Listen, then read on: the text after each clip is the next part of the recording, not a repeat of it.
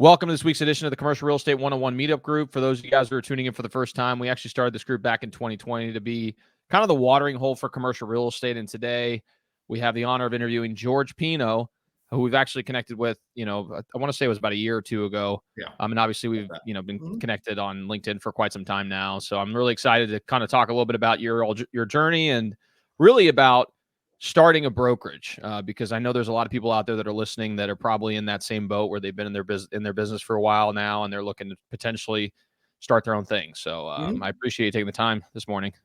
Absolutely, and thank you for having me on. It's always a pleasure speaking with you and being interviewed for this. Absolutely, no, I'm glad we were able to do this. And so to start off, what we like to do is we like to learn a little bit more about the person that's across the table from us. So if you don't mind kind of sharing a little bit about your backstory, I think that'd be awesome. Sure. Believe it or not, I fell into real estate by accident. That's not that uncommon, really. I mean, if you think about it, like most really, people, yeah, really is not. And I've been lucky enough, knock on some wood here, to be able to do this now for over 30 years as a career. And when I initially started, it was a paid position, not not an agent's brokerage type position, but I started at a company called Kennedy Wilson, and we were doing actually real estate auctions.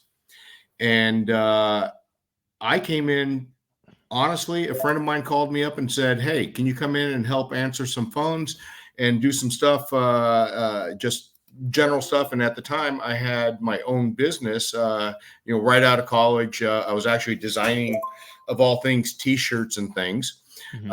So what we ended up doing, I had some free time during the summer, and I said, sure, you know what, I can come in and help out. I got offered a full-time position. It was a la The Godfather, something I couldn't necessarily refuse. It was just a really good salary, everything. But I saw this as a learning opportunity, and I got assigned at a very young age to handle all of Texas, which is one of their largest markets for real estate auctions. And that allowed me to understand the networking, the sales side, but also we really delved into how to do efficiently sales. And we were literally selling a property, 400 to 1,200 properties at an auction in one day. Or, well, those auctions took 3 days. Yeah, sure. That size. That's crazy. 300 to 400 properties a day. It's crazy. And, and I oversaw all the closing. So I had to work and figure out how are we going to close 400 properties in 45 days and organize that. So we had to have a full team and organize. So I was almost building that kind of infrastructure within that. From there, I got a great opportunity to start opening up offices for them. So I opened up their closing. That company was expanding, opened up offices for them out in Texas first, of course, Houston, Dallas. And then also out in oversaw Boston, Chicago, and Pleasanton, which actually I ended up meeting my wife. I got a company went public. I was let go, to be frank with you. And at that time, my first thought was, I had an offer from one of their competing companies right down the way that they wanted me to come in. And I was like, I was thinking about taking that. At that time, I was getting married that year. We were paying for our own wedding. We're doing all this. So I'm thinking I need income right away. But then I met my business partner, Joe, and he said he had an opportunity where he was starting a real estate auction company for a gentleman in California. And I don't know what it was, but he trusted us, and he became a mentor of Joe and I. And we're actually able to build that company. And in 2 years, we're the number 2 real estate auction company on the West Coast. And we're doing a ton of sales. Now, what ended up happening is he sold his company to Coldwell Banker. Coldwell Banker did not want to do real estate auctions. They shut us down. We went a little bit more into a bulk operation or so, where we're leveraging our contacts with the banks and developers to sell properties in bulk. And then what we did was we realized Coldwell Banker was not the fit for us. It's a great company, good for some people, not the right fit for us. Our mentor, who we started this real estate auction company, introduced us to a gentleman named Alan Long, who also became a mentor of ours. And he was the heir apparent, where he was the next largest residential brokerage company, but he wanted to open up a commercial real estate company. And our original mentor said, if you want two guys to start a division for you, these are the two guys I went with, and I really suggest you do. And so we jumped in. We had done commercial properties via auctions, and we understood them and how to work with them, but not really structuring the commercial real estate company. So we used my background a lot with the infrastructure for opening some of the other offices, the closing departments out in the other areas. But then we were bringing in all the commercial people and start recruiting them and leveraging the both residential side and the commercial side. That was really great, and we're building it until about 2005. And again, that company got sold, and it was sold to Sotheby's.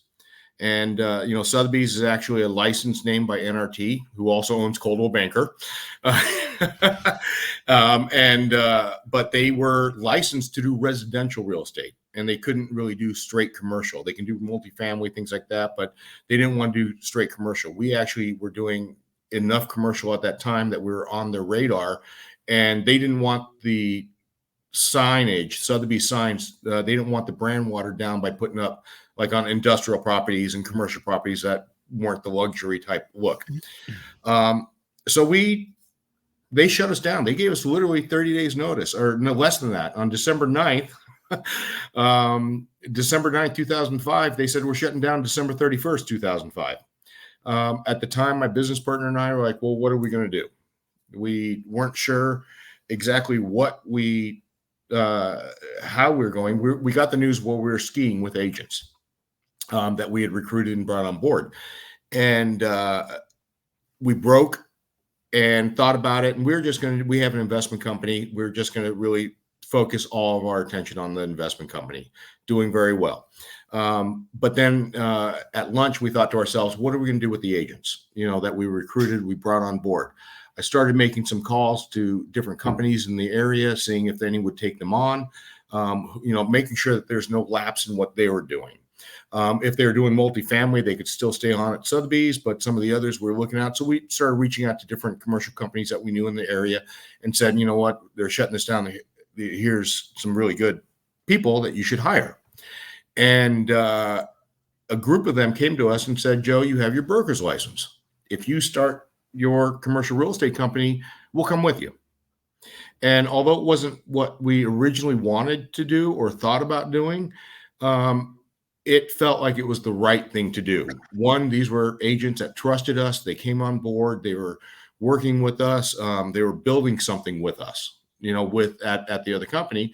And they trusted us enough to come on with us if we went. And, that trust meant so much to us. So we started looking into it. And, one of the key things was when back then, this was 2000, well, it would have been end of 2005, beginning of 2006.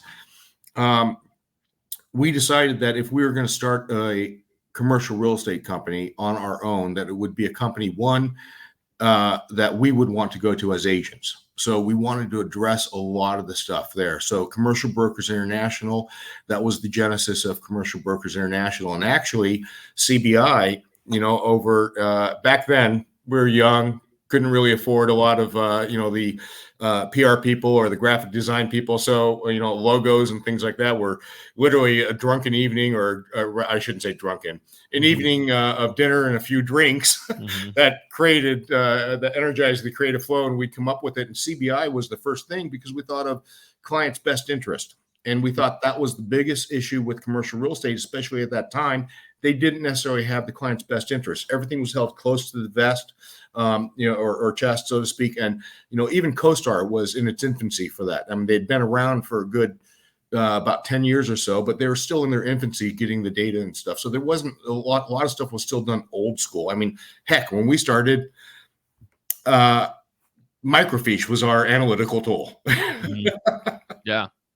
So, a lot of the tools weren't there. So then we said, how do we want to structure this? And that's really the genesis of the company. We wanted to maintain first, as a reminder, CBI, client's best interest, but also we wanted to let everyone know, we are Commercial Brokers International. We handle international clients. We have the ability to work internationally with contacts and refer out as well. But we also have affiliate offices now internationally. So we have the ability to service everyone on a global scale for the most part. And that was really a genesis of our company. That's amazing. Yeah, no, and I appreciate you providing perspective as to the direction that you went regarding the actual commencement of the brokerage, because it was a long and windy road, and really came out of you just building relationships with the right people, and over time you just not necessarily fell into it, but the opportunity presented itself, and you decided to go down one path, and then another path presented itself, and then ultimately you were able to start your own brokerage. And it kind of goes to show the fact that, brokerage is not linear. So, you could Not at all. go down a path for a while, and maybe you decide you want to pivot and do other things as well. So I appreciate the context you shared there. Now, you obviously had a lot of experience before starting your own brokerage. You were operating in the auction company for a long time, having to deal with a lot of different systems and processes. So you probably had a pretty good perspective on, in particular, that part of the business, and ultimately your other experiences in the real estate space. So I guess, utilizing some of those experiences, I guess, what were some of the early struggles you faced when you first got started? Because, again, the brokerage business, as from an operating standpoint, presents challenges. So I was kind of curious if you could share some information there. Absolutely. Starting off, I mean, and you're absolutely right. It's not linear. The brokerage business itself, it's really finding out, taking those opportunities. No matter what you do, there's going to be some adversity. Likely, 99% of the time, there's going to be some adversity. It's really what you do with it. You talk to agents.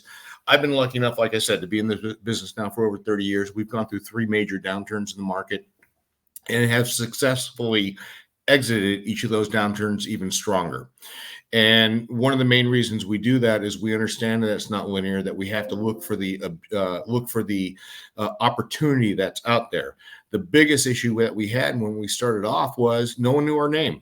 Going out, who's that? Who's CBI? Or they contracted to CBI, and they'd be like, who's Commercial Brokers International? And the bottom line is that you have to understand how a lot of the large companies, they pitch, we're such a large company that we have all the buyers, we have all the brokers in the area, we have everything else. To me, that right away, that goes against Commercial Brokers International or the CBI part, client's best interest. Yes, they may have more buyers for a listing that they have. However, that doesn't mean that's the best buyer. Just like I have buyers, it doesn't mean that my buyers for my listings are the best buyers for that listing that's willing to pay the highest price. And to do that, we have to market it and get it out there. So we understood that was the biggest issue with commercial brokerage was marketing. So we really started branding and marketing ourselves and looking into that, seeing that that's what was going to happen. Most of the companies that did it were doing it more on the large commercial as opposed to the agency branding. Our belief has always been that the agent makes the company does not make the agent. And the reason why I say that is, we're in an industry that has one of the highest attrition rates for starts and quits. They say 90% of commercial real estate agents quit the first year and out of the business, up to 93% within the first 3 years, or first 2 years, 95 in the first 3. That's a huge attrition rate. And usually the biggest attrition is with the largest companies. So if they're pitching that the company makes the agent, then every agent should be successful. We realize that the agents make the company. So that's where our focus was with the company, is how can we now, as the owners of the company, how can we help our agents do more business? And it's a win-win for everybody, as opposed to just bringing in a whole bunch of agents and trying to nickel and dime them to death and make money for the company. And, that was, one of the biggest lessons we learned in our mentorship was computers in 2000 were not that, I mean, they were there, but everyone didn't have them, especially in real estate. And they were expensive. A desktop was $3,000. One of our the mentors I mentioned, Alan Long, he realized the efficiencies of the computer. And, back in those old days, you would have a large office with 50 to 100 agents, and they'd have 5 computers in a computer room that they'd share. Extremely inefficient. His thought process was, you know what? If the agents can't afford it, I'm going to buy them that. And if I buy them a computer, if each one just does one deal extra a year, I've just on the company end, I've quadrupled my return on that computer cost. And the agent's happy because they have something that's increasing their business, but also we're supporting them by giving them the tools they need that they may not have been able to afford or do. To that end, he bought 600 computers and networked them over $2 million and gave them to every single one of the agents. That's been our belief. Our belief now is, and that was a big lesson for us, because we realized that if we have and design a company that is synergistic in that I don't make money unless the agents make money. If the agents make more money, we both make more money. We're both happier. So what can I do then to help that agent make more money, as opposed to how can I take more money from that agent? A little bit different philosophy or thought process. And that's really what we started and how we started our company. That makes sense. Yeah. And to that point, the value proposition to the people that you're trying to attract to the organization, because that's kind of the dichotomy that I see a lot of times, is that you could have like the big brokerages like the CBREs and JLLs and Cushmans, et cetera, where they take a good portion of the commission that's being generated by the agents.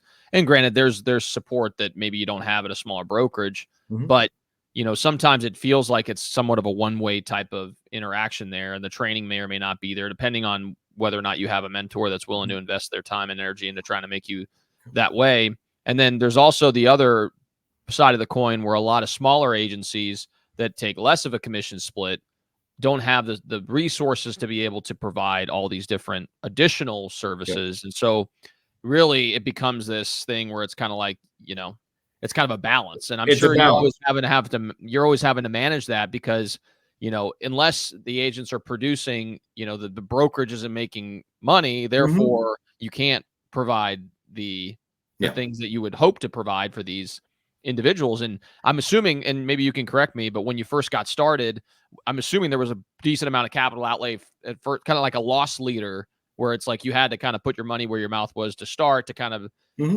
build that runway as you got going. Is that correct? Or how would you describe that? Absolutely. I mean, we would, when we say loss leader, we always also wanted to protect the brand. So we did not want to be known as a discount brokerage. We would not go out and, we were very tough on our fees. We understood that what we're providing is a next level of service above and beyond.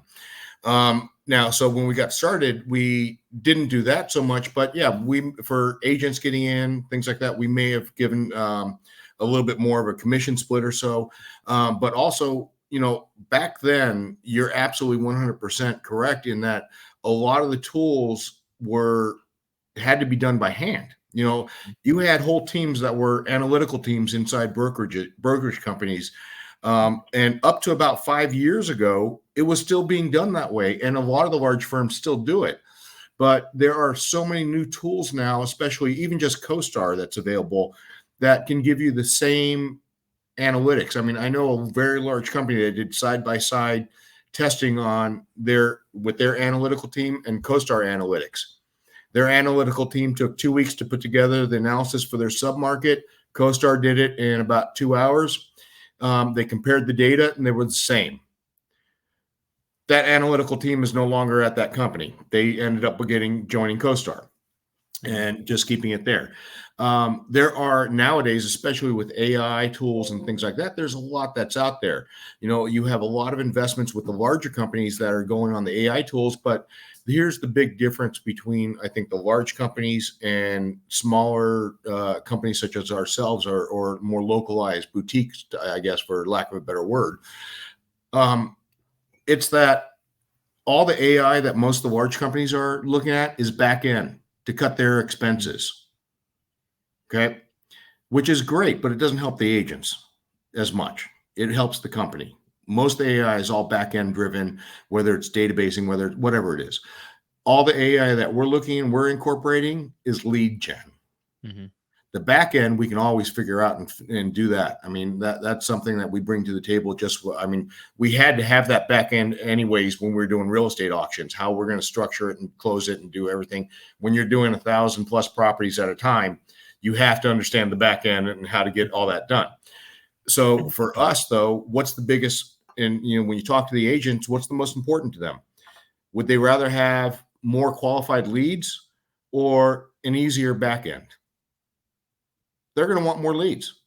So everything that we've invested in and looked in has been toward what would an agent want? What would they want to do? What can help them with their business?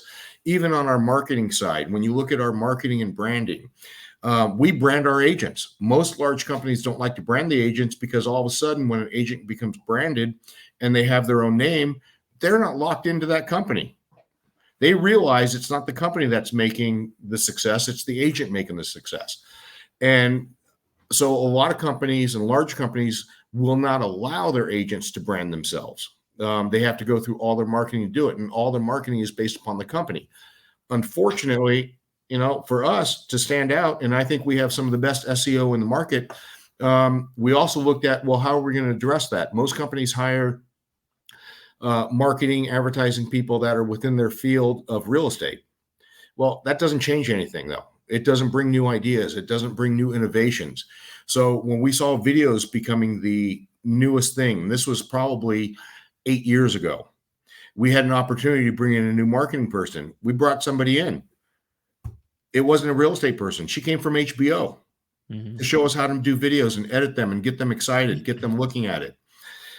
We then brought in a gentleman after her and the training there. Our next marketing coordinator, he had his master's degree, but it wasn't even in marketing or advertising. It was in the psychology of marketing. And so we geared everything on our website, everything on our flyers toward how to psychologically help our agents and our clients to attract more potential buyers or tenants. What can we do? Whether it's colors, words, things like that. From there, our newest, our marketing team right now, both of them have their master's degree in the social media marketing as well as advertising, general advertising, but they have specialties, social media marketing masters out of USC. This is because we want to bring people that are going to bring new ideas to us. I understand real estate. I can help guide the advertising people, the marketing people. So I don't need someone who understands real estate to do the marketing. What I need is someone who understands marketing and advertising. And I think that's the big difference between a lot of companies. They just go the normal, easy route because that's how they're thinking. They're not looking at a long-term projection. When we started the company, we looked at long-term. We were looking at, well, if this was a company, would I want to go there and why? And how is it going to adapt? How is it going to help me grow my business and create a career? When we recruit somebody, I always tell them, I don't want any agent here. And I use some of the simplest standardized independent contractor agreements for the agents that are at will, as opposed to I'm not going to tie an agent in. I'm not going to use the tricks that a lot of large companies using a 30, 40 page independent contractor agreement that ties them into their company for the next year and a half, 2 years, and they can't leave. I want every agent at my company to be here because they want to be here, not because they have no other options. And that's the approach we took. And I think it pays off. And at the same time, if somebody has a better opportunity in our company, I'm going to wish them the best and help support them in that. We have great relationships with the agents that have left that are still in the business, where we do a lot of collaboration, still work together quite a bit. And, we just closed a deal with an agent that left us a year and a half ago. He came in and picked up a commission. We still work on it. It's a relationship business, and you have to understand that going forward, especially if you're creating a business. Definitely. Yeah. So, just to unpack a few of those ideas regarding that. So when you first got started and you were really getting serious about creating an organization that you could grow over time, you said, okay, there's several different value propositions we have to extract. One is obviously the agents, because those are the ones who drive the organization. So getting and being able to create a message and branding that will attract and provide value to agents so that they can obviously represent your brand to the best of their ability. And then the second piece was obviously the client. So the CBI, the client's best interest logic, was a value proposition there. And part of that is that how do you maximize the exposure that they receive for their offerings so that you can get the highest possible price?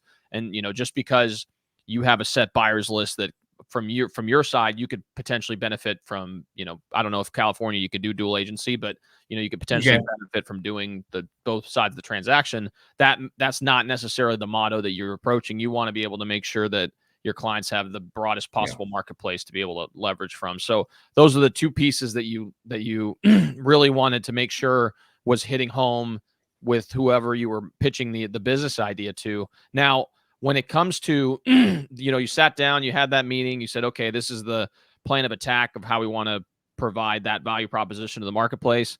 How do you go about implementing that? Because I feel like a lot of people get into the ideation phase, they get excited about something, and then all of a sudden they just fall back into their previous ways of handling things. And, there may be people out there that are high performers in their current industry, but it's a completely different animal to run an organization where you're going to be responsible for people's performance. You're going to have to be able to make sure that your brand is protected. You're having to manage different systems that you may or may not have had to manage in the past. So I guess once you had that ideation phase, you had kind of created the plan of attack going forward. I guess, how did you manage that implementation? If you don't mind sharing that. No, not at all. And that was a learning curve, to be frank with you. You're absolutely right. It's one of the speed bumps. One of the benefits that we did have, though, is that we had a speed bump that happened right after we opened. I mean, we had a great couple of years initially that were gangbusters.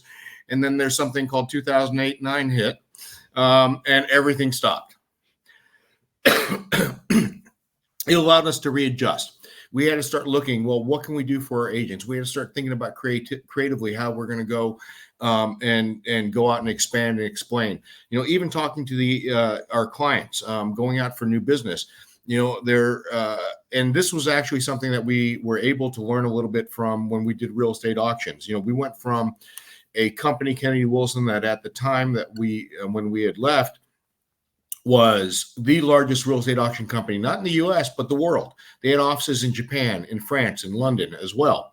Unfortunately, I didn't get to open those. I'm sure. But when we started the other company, the competing company, the Sands Group in Los Angeles, it literally, and people didn't realize this because Fred Sands, the company that started it, the Sands Group was 5 people. And we're going up against an international company with close to 1,000 employees. And in 2 years, we became the number 2 real estate auction company. Wow. And the way we were able to do that was really just understanding and logic-based transparency. And that was the key to us when we came to talking to our clients and speaking to our clients. And, just like if I'm an attorney at one of the largest law firms out there and I break off, and I start my own law firm, that doesn't mean I forgot law. It doesn't mean I don't know what I'm doing. It just means I don't necessarily have a lot of the corporate oversight or issues, but at the same time, I may not have a lot of the corporate support. But if you build that support in, which is what we tried to do, we shouldn't have issues. So we started looking at what are easy ways that we can build the support. What are things that we're missing in agents? One of the things that we missed, and we were very lucky on, was having mentors. So we're able to, even though they weren't in commercial real estate, they were mentors in business. So we wanted to speak to our agents, and we want agents that are looking at this as a career, not as an opportunity to make some quick money for whatever, but this is actually building a career. And as such, we had a model that we could work with, and we wanted to become their mentor. So we really took that approach on the mentorship side where, now we give, for newer agents and even some of the agents that want brush ups, we give classes every day at 8:30 in the morning. And we do go for about half an hour, maybe or so, just touch base. Someone's giving a class every single morning for that. A lot of times I'm the one giving it. From there, at 5 for the newer agents, we also have, and this is probably the biggest thing, we have a meeting that we go over the day, and it's more about the KPI, the key performance indicators, and it's training them to think about, well, you know what? Here's my day today. Here's what I did. Did it work? Did it not work? What could I have improved on? What could I have done? And we sit down and we go over it, but we do it in a group setting. So it's a collaborative effort, and people learn that much quicker because they hear what other agents are doing as well to overcome objections or structuring their daily business or whatever the case may be. So we take that very seriously on that. And we also I think for any smaller company, the biggest fault when they're starting off or new company is they're not paying attention, or they're paying too much attention to the KPIs, the key performance indicators. Where are they? What are they doing? But I think any business, especially newer, smaller businesses going up or starting up, you have to really keep track of that so you know what you're doing, if it's working and how it's working.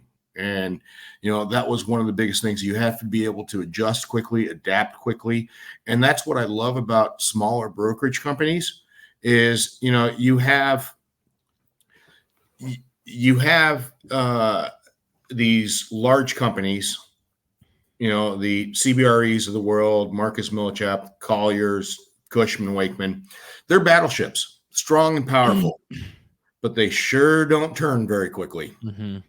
And in fact, a lot of times when they turn, they may be turning the wrong way and not realize it, but they've already started and they can't change again.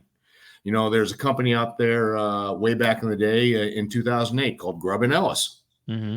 And I think Tony Thompson at that time owned it, but he was primarily, they were doing single tenant net lease. And when the debt markets crashed, Grubb & Ellis is no more. They were just too large to be able to adjust and change and adapt. They had too much overhead. So the nice part about smaller companies is you can adapt. You can make quick changes. There's less people to go through as far as the politics of the company, so to speak, going through the C-suite. When I say going through the C-suite, it's me and my business partner, my business partner and I, as opposed to let's go through this, and finally make a decision. So we're able to make decisions relatively quickly, which allows us to adapt quicker, which is utilizing the key benefits of a smaller brokerage company. Definitely. And you're boots on the ground. So you already are interacting with your agents on a day-to-day, and absolutely you're getting real-time information so you could hopefully make the best possible decision based on the information that's available to you. So absolutely intelligent way to approach it. And also you referenced the training piece, because that's one thing that I think the industry is still not the greatest at. And now I know there's certain brokerages out there that do have like training programs, which obviously are great. I know, Marcus Millichap's known for its like investment sales training and stuff like absolutely. that. I'm sure there's other brokerages out there that follow that motto. I mean, I started at a small boutique firm here in Louisville that I'm still at right now. I'll be honest, we didn't have much training. It was more of just kind of like, figure it out. And, to be fair, I did get looped in on certain smaller deals here and there to kind of just get my feet wet in the industry. But there definitely wasn't a formal classroom setting where it's like, hey, sit down, let's walk through what all this stuff means and, go from there. So, I guess, how did you approach that structure with your agents? Because I'm sure that's a good way to be able to shrink the gap of their ability to get up and running, because as we've referenced earlier in this podcast, it is the attrition rate in the industry is atrocious. It's not crazy. Yeah. And we need younger people in, but a lot of the younger people can't, because of the attrition rate and the time it takes to get going, and they don't want to make that commitment into it. You're spending, when I first, I think I tell people all the time on the podcast, I made $13,000 my first year. So if I didn't, luckily the second year, maybe double that. Then finally, after the second year, probably a lot more. I did I think my first year was 13. My second year was like 40 something. And then the third year was like 60. And then the fourth year was when I tripled. And now I'm in my fifth year, and I'm doing pretty well this year. Absolutely. Knock on wood. But but it took me that long to get there. It doesn't happen overnight. And I was in a unique position because I had a previous career where I was in tech. I was a software developer and consultant. So I saved up a bunch of money, and then I also bought a fourplex and lived in one of the units. So I had a very low expense when it came to my mortgage. I didn't have a mortgage. I essentially used the rents to pay off my mortgage. So I had a very low basis for living, and I was able to essentially say, okay, if I didn't make money for a year, I'd be fine. I'm okay. Yeah. But that's a unique position. I understand that I was in a unique position when I did that. So, for someone who doesn't have that same opportunity, it can be very difficult. So. Absolutely. No, absolutely. And we address that a lot with the agents, with the training, the old business model, and still to this day, a lot of the larger companies do this is more of an apprenticeship model. Mm-hmm. And I think that is broken somewhat in that, if you can last through the apprenticeship, yes, you're going to come out very strong potentially. but it is a long commitment to get to that level and to be able to help your agents out. Also, a lot of the apprenticeship models, it's a broken model in that the senior agents that are mentoring the younger agents and the company itself, they're not co-aligned in getting that younger agent to be on their own as quickly as possible, because as long as they are a junior agent, that senior agent's taking 50% of what their income is. And so, even if they know how to do stuff, some senior agents I know have like, well, you're not quite ready yet. A couple more deals. So they're not really co-aligned. What we did is on the training, we wanted to address everything. So we created a training curriculum that is really geared toward, one, understanding the key terminology, how they work, how they interact, and what they're doing. Now, I have been a firm believer that you will never sell anything over the phone except yourself. So get an appointment, not sell the idea. Sell yourself, get the appointment. You don't need to have a in-depth, very knowledgeable information on commercial real estate or that asset class even to get the appointment. What you need is the support behind it. And so we structured a lot of the classes to, one, on how to build a business. What are you going to do? It's not just real estate, which that's what most companies do, but we're training our agents how to build the business. When is the best time to post on social media? What types of posts to do it? If you're a young agent, how can you set yourself apart? One of the things that we do is we collaborate with our, and I know this is part of our secret sauce I'm giving away, but one of the things that we do is we work with a lot of the industry trade magazines and newsletters, and we try and be a guest publisher on it. Well, guess what? If I'm on a listing presentation, the whole idea is you're leading them down the path during the presentation, and you can throw something out and say, oh yeah, I heard about that. Yeah. And you can just bring it out there casually. Like, oh, you know what? I just wrote an article that got published over on globestreet.com. Did you see it? Oh, you know what? I'll send it to you afterwards. Guess what? No longer are they questioning that you're in the business for a year or two. They're like, oh, this guy or girl knows enough that they're getting published. So we're using these type of strategies and tactics to beef up the appearance on the agent, but then we're taking the next step by Joe and I are very hands-on until we know that the agent can handle the deal themselves. And we don't ask for anything on that.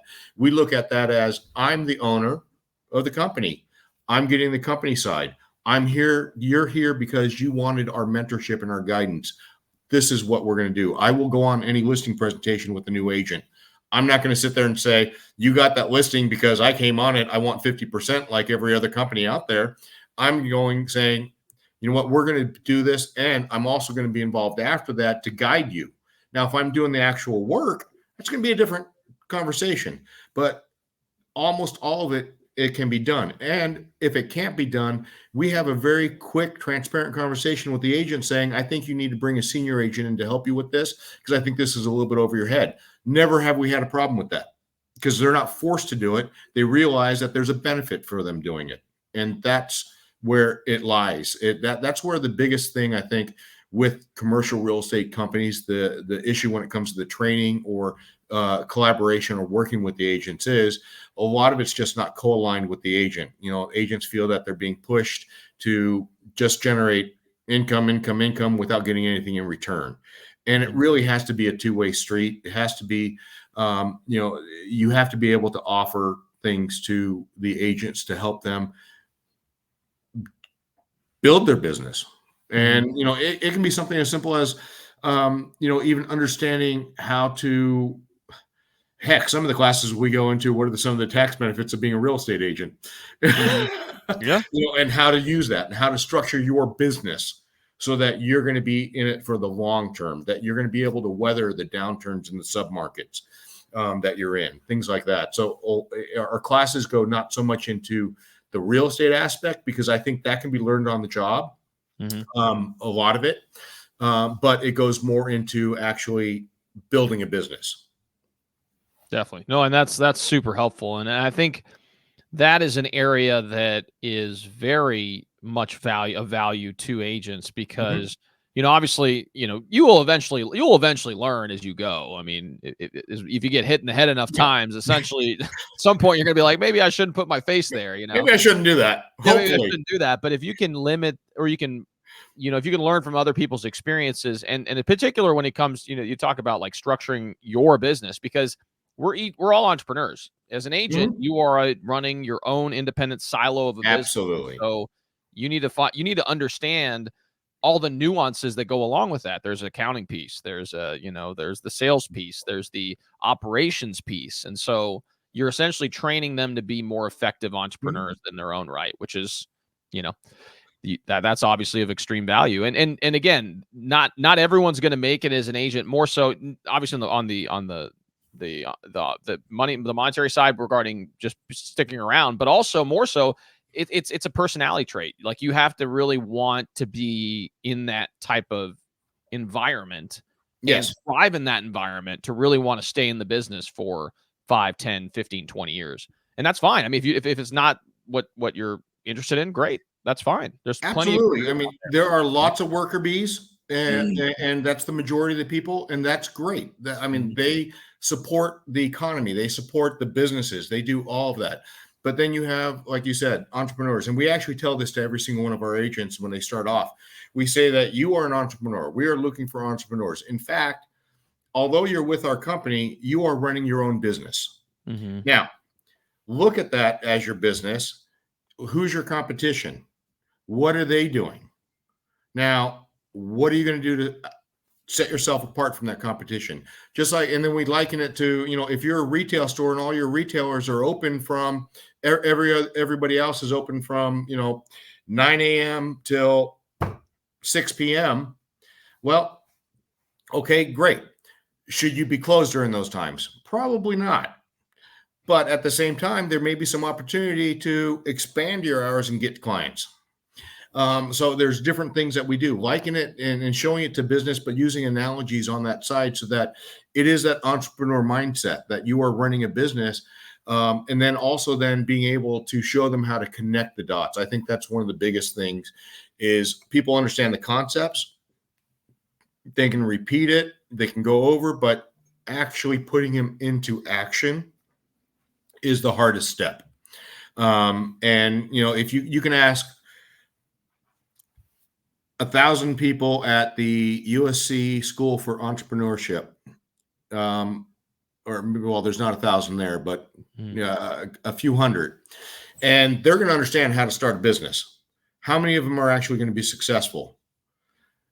Not a small percentage. It's only going to be a small percentage because guess what's going to end up happening is it's applying it. How are you going to apply Mhm. it and see it? And how does it work? And that's where I think the key to a lot of our education is it's the application part. It's I can give you a textbook. I mean, you can learn just as much about real estate as I know in a year or so of studying different textbooks. But will you be able to apply it as well as I can, or understand where the value is, or how to utilize some of the information to get a sale or get a lease transaction? Probably not. And that's where we come in and really do the training. And that's, I think, the benefit for us is showing them how to run a business, not just a real estate business. Definitely. No, I couldn't agree more. And provide support, because I feel like early Mhm. on that's the biggest hurdle, is that you have people who are driven, because a lot of people who are attracted to this business, they're attracted to it because they have the opportunity to manifest their own destiny.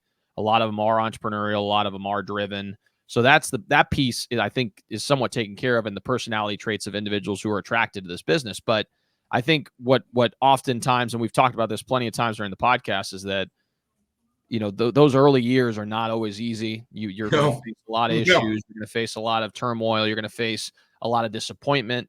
And so being able to create not only that platform that they can learn about the business, but also have the support system so that, you say you meet at 5 p.m. at the end of the day to Mhm. kind of go over best practices, go over things that they've done for the day.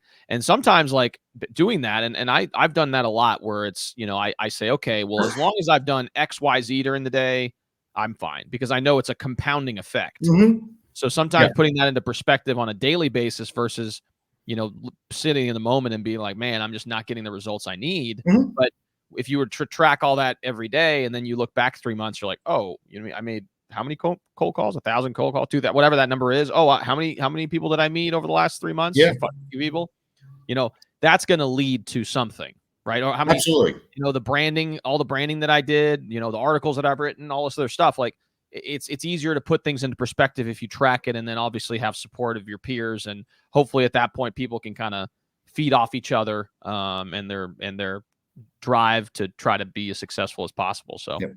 Yep. They say the definition of insanity is doing the same thing over and over, expecting a different outcome. Yeah. They also say that insane people don't know that they're insane. So taking those two in, the only way that you're going to know that you're doing the same thing over and over and expecting a different outcome is actually looking at your analytics and determining what did work and what didn't work. And that's kind of what we bring to the table there. And you're absolutely right. When you're starting off, there's a lot of time and energy that is put into it's a lot of work. And I think that's probably one of the biggest reasons for the attrition rate that we have and the failure rate that we have within the industry, is that a lot of people come into it not realizing how much work it's going to be for their first year or two. And, they look at it as, they're coming in, I'm going to spend 8, 9 hours a day. I can tell you that it's generally not going to cut it. I mean, it's the beautiful part about this business is that you get what you put into it, but your return is exponential. Meaning if I work part-time, half the time, it's probably going to take me 4 to 5 times longer to get to a level I should have been than if I worked full-time. And, people would think, oh, I'm working half the time, so maybe it should only be double. No, you have synergies from working and doing stuff. Oh, sure. So it's understanding that, putting it into it. Kyle Matthews, Matthews Realty, said something that was pretty interesting, and I loved it because it's a different. It's for me, sales and this business, all of it's about perspective, and whether I agree with the business model or the work, which is a Marcus Moljep, doesn't matter. But what he said that stuck for me was that people always talk about work-life balance, and as an entrepreneur, most entrepreneurs work their butts off because they love it. They love to do that. And it's not for the money. It's for building. It's for getting out or helping the people or doing whatever that passion is that's driving you. And one of the things he said is, when I first started off, I'm working my 12, 15-hour days. And people said I didn't have a work-life balance. Well, here I am in my 40s. I can retire and spend all the time. I can spend and volunteer for my kids' schools. I can be there for every play, for every sporting event. I can have family trips with my family. When I was younger, I didn't have a family, didn't have to worry about it. I would argue that me putting all my time and energy and effort into the early parts of my career gave me my work-life balance, and I have a better work-life balance than 99% of the people my age. Yeah. 1,000%. 100% true. I think that's all about perspective. That, this is a business that you get what you put into it. And a lot of times, if you commit early and put the work into it, you get the fruits of your labor earlier and more abundance. Yeah. So, and I think that's the hard for people to understand, especially it's a different mindset, the entrepreneur mindset versus I'm working 8 hours. This is what I get paid. If I work 9 hours, I'm still getting paid because I'm on a salary. So I'm only going to work 8 hours. And that's the mentality of a lot of people, or that, I have to be able to spend, there's an old joke. And this is also why we teach agents how to run a business and how to create a business. The old joke is that our very first mentor used to say to us, and as a joke, when does a real estate agent retire? He's on 6 feet under. I don't know. Bingo. That's exactly the answer he used to give. He goes, when they die. Because most real estate agents work so hard for a long period of time and their income is, fluctuating, that when they make a lot of money, they spend it all. And they're not looking at necessarily investments or long-term or reinvesting in the majority of agents, reinvesting into their business. They're looking at, I deserve this because I've worked so hard. And so they spend it all, and then they're behind the curve, or they take the time off. Like, you know what? I've actually had an agent. We gave him a lead, and he put close to $700,000 in his pocket that year. First time he ever made any good money. Decided to take the next year off and travel around the world, which is fine. I get that, bucket list item, you're going to do that. But understand, when you come back in, you're not going to be at the level that you were at, because after a year, your clients forgot about you. Yep. And he was out of contact for that whole year. And so you have to understand that, yes, if you make these sacrifices, there are repercussions. If you don't, there are repercussions. It's what fits your plan and goals. So, we believe every agent should be an investor. We work with our agents to try and buy properties, help them show them how to go about doing it, how to start, whether it's a syndication or whether it's a straight investment, what to look for, how to go about it. Even if they're doing leasing, we're showing them, because I think leasing is the core to any commercial real estate. I also say it's one of the toughest things to do. There's a reason leases are 60 to 100 pages long, and purchase and sale agreements are 8 pages.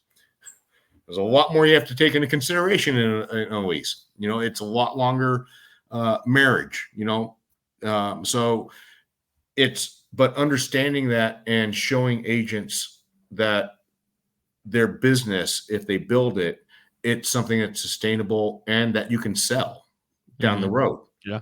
I have I don't know how many agents are putting a lot of money into or a lot of effort into their CRM, but I have an agent, not in our house, but a friend I know out of state. She created a CRM that she got offered $2 million for, but her CRM is one on steroids. Sure. Yeah. Sure. Because what she would do is literally start bugging every broker she asked and said, "Oh, it got leased? Who did it get leased to? How much was it? What else do you have? Who else is in the building?" And she'd fill all that out, though. And now it's at that point where someone offered $2 million for a CRM plus a percentage of all the deals that come from it for a certain amount of years. She's too young. She's like, "I don't want to sell it," but knowing that she's going to be able to. So we're working with our clients to build that business that is, when you do retire, you have something else, not just, "Hey, you know what? I'm retired. I have no income coming in now because I didn't build something I can sell. I just kept chasing deals." Yeah.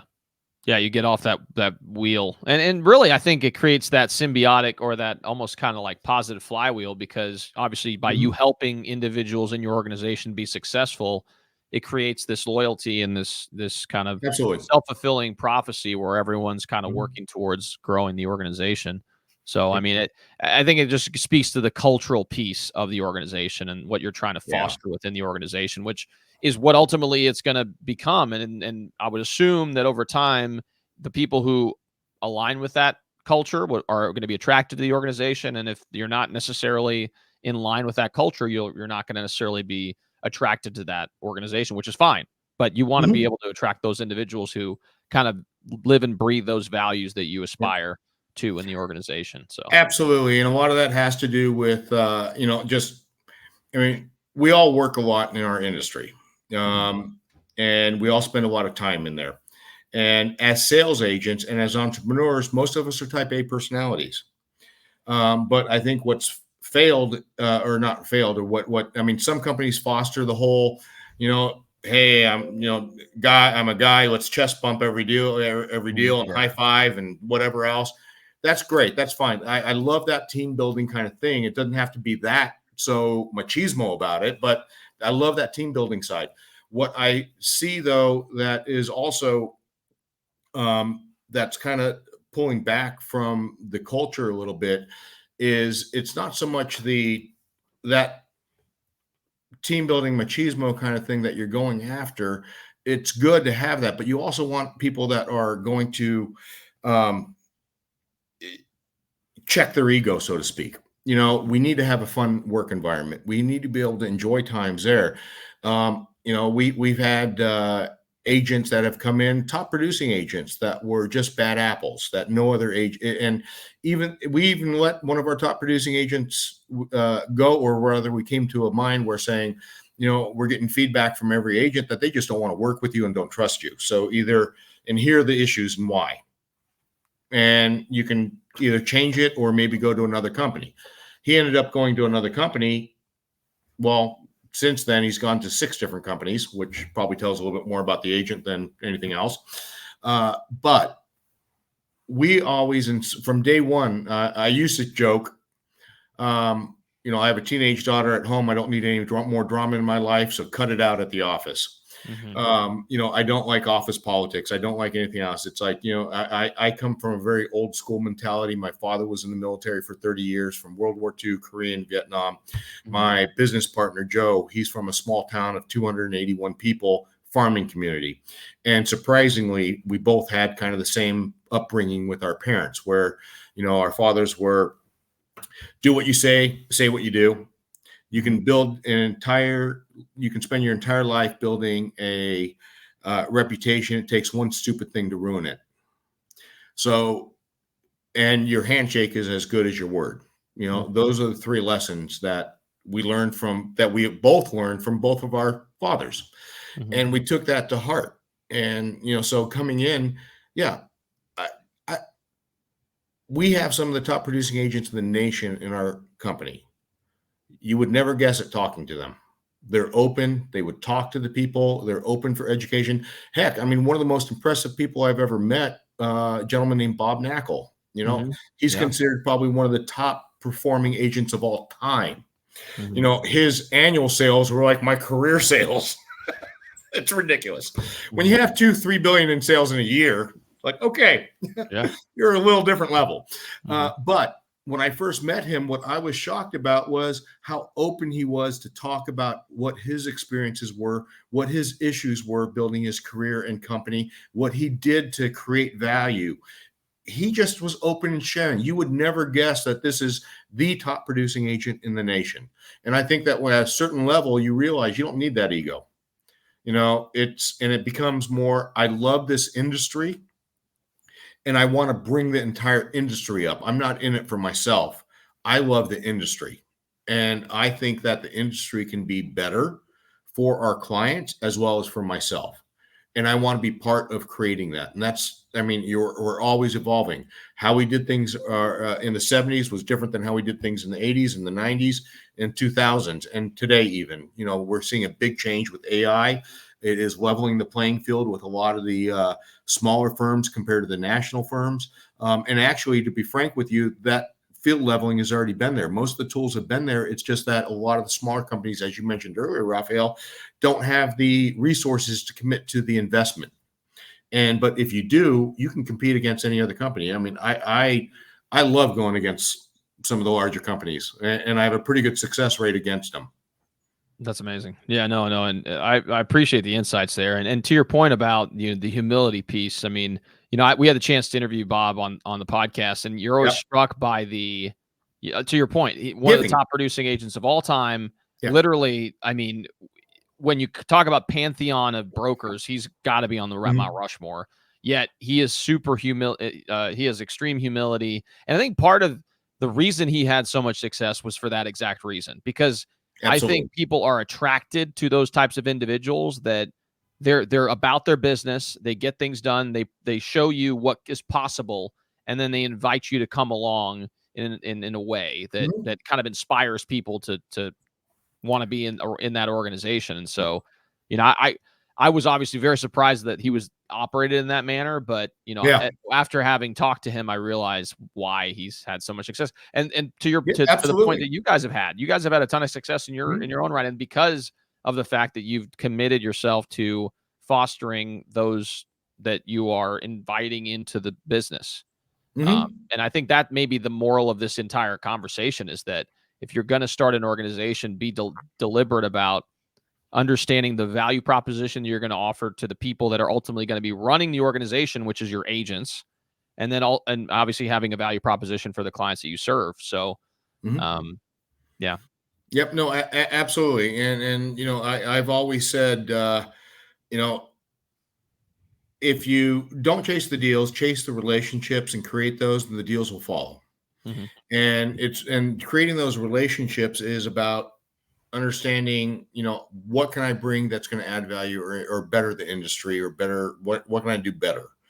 Maybe it's nothing, maybe it's something simple, whatever, but it's looking at those and really taking that entrepreneurial look at it. One of the you had mentioned, Bob, one of the things that I was also shocked about was that he is so good about identifying certain needs, but then with those needs, actually executing them. The biggest news has been the map room for the last year. And that's something that he always wanted to do, but never had the time to do until COVID hit. And then there's nobody on the street, so he could map out the entire streets of New York. Amazing concept, amazing idea. So that was kind of the thought process is, I think you need to bring those ideas, but also execute on them, follow through with them. A lot of agents I know have great ideas, but they never do anything else because they get caught up in the day-to-day business. Definitely.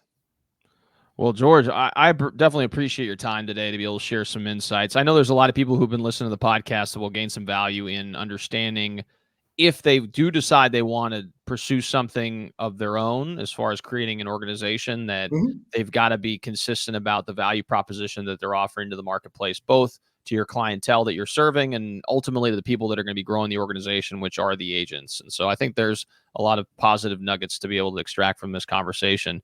Now, if people want to learn more about you guys and maybe even reach out at some point to just have a conversation about whatever the topic may be, how can people get in touch with you?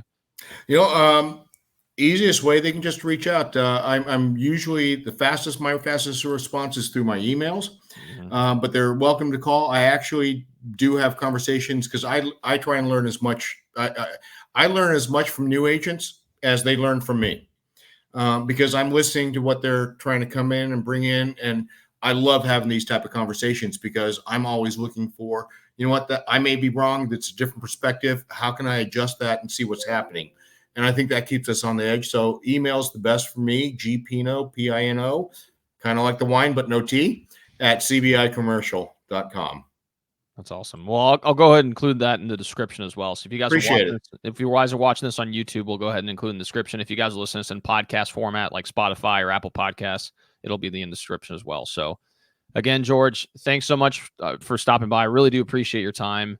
For those of you guys who are listening, please leave a 5-star review. It does make our impact. It gives us the opportunity to reach a broader audience by being able to just have a lot of exposure in that way. So we would appreciate it. If you guys are watching this on YouTube, please like and subscribe. It does make increase our ability to reach a broader audience, and we would obviously appreciate the support. So thanks so much for tuning in, and we'll see you all next time. Great. Thank you for having me, Raphael.